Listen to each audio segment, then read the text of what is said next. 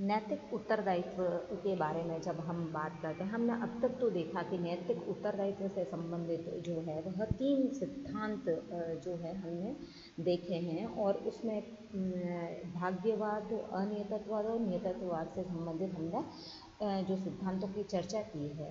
अब हम ये देखना चाहते हैं कि मनुष्य जिन कर्मों के लिए नैतिक दृष्टि से उत्तरदायी है वो किस प्रकार के कर्म हैं। तो मनुष्य जिस कर्मों को करने की मनुष्य में शारीरिक और बौद्धिक क्षमता होती है, जिसे वह सोच समझकर किसी उद्देश्य से प्रेरित होकर अपनी इच्छानुसार करता है, अर्थात जिसे करने के लिए वह बाह्य या आंतरिक कारणों से बाध्य नहीं होता, जिसके स्थान पर यदि वह चाहे तो कोई अन्य कर्म भी कर सकता है।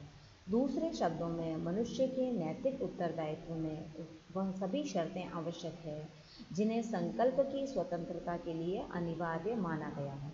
अर्थात जो कर्म नैतिक उत्तरदायित्वों की 3 शर्तों को पूरा करता है वह प्रशंसा और निंदा की श्रेणी में आता है, अर्थात नैतिक रूप से हम उसे प्रशंसनीय या निंदनीय मानते हैं। स्पष्टतः कोई भी व्यक्ति अपने चरित्र के निर्माण या विकास के लिए एक सीमा तक ही स्वयं उत्तरदायी है।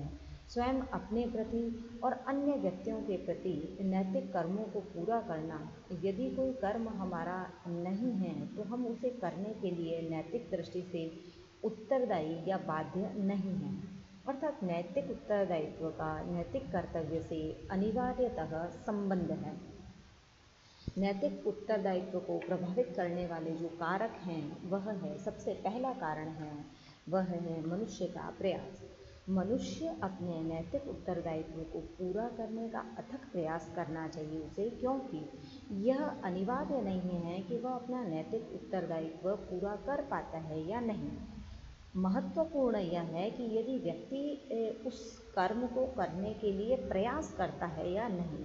यदि व्यक्ति के अधिकतम प्रयास करने पर भी वह अपना उत्तरदायित्व पूरा नहीं कर पाता तो उसके लिए उसे दोषी नहीं माना जा सकता। मनुष्य केवल अधिकतम प्रयास कर सकता है, परंतु इस प्रयास के परिणामों को वह सदैव नियंत्रित नहीं कर सकता।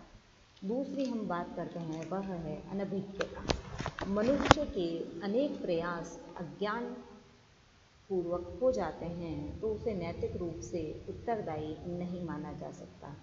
परंतु कोई मनुष्य किसी तथ्य को जानने का पूरा प्रयास न करके कोई कर्म करता है तो उस स्थिति में वह नैतिक रूप से उत्तरदायी होता है।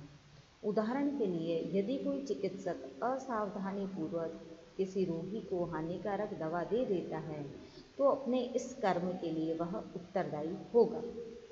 आगे हम जो बात कर रहे हैं वह है मनुष्य की विवशता या बाध्यता। यदि कोई मनुष्य बाह्य या आंतरिक बाध्यता के कारण कोई कर्म करता है जिन पर नियंत्रण करना असंभव हो तो वह नैतिक रूप से उत्तरदायी नहीं होगा।